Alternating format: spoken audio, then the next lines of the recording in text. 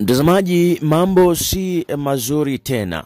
Rachel Ruto, mke wake namzungumzia Rais William Samoei Ruto, ameonekana akitrendi sana kwenye mitandao ya kijamii baada ya picha yake iliyochukuliwa katika sherehe za kusherehekea mwaka mpya kwenye State House pale katika kaunti ya Nakuru kutrendi katika mitandao ya kijamii.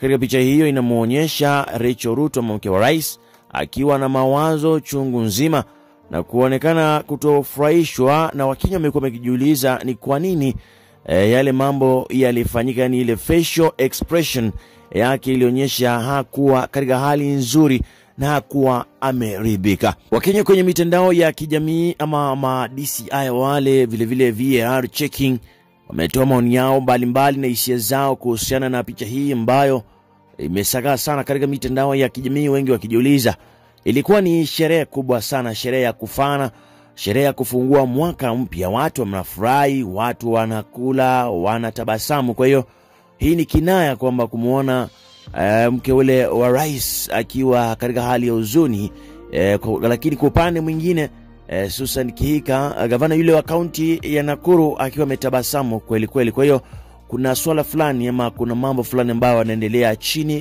kwa chini ambayo wananchi hawayafahamu. Takumbuka mapema mwaka jana, mwaka 2023, Rais William Samoei Ruto naye aliugua ugonjwa fulani ambao unafahamika kama leukemia, ugonjwa wa kufura, wakati ambapo alifura miguu yake, na Wakenya wakaibua hisia sana kuhusiana na hali yake ya kiafya. Sasa mwaka huu ulipokuwa unatamatika mwaka 2023, ni mke wake Rais William Samoei Ruto ambaye ametuacha na mawazo chungu nzima. Lakini ni hali tu ya kawaida. Iwapo walikuwa na hisi vibaya, tunamuombea dua njema apate afueni haraka sana iwezekanavyo ili watumikie Wakenya. Ndizo taarifa za hivi sasa.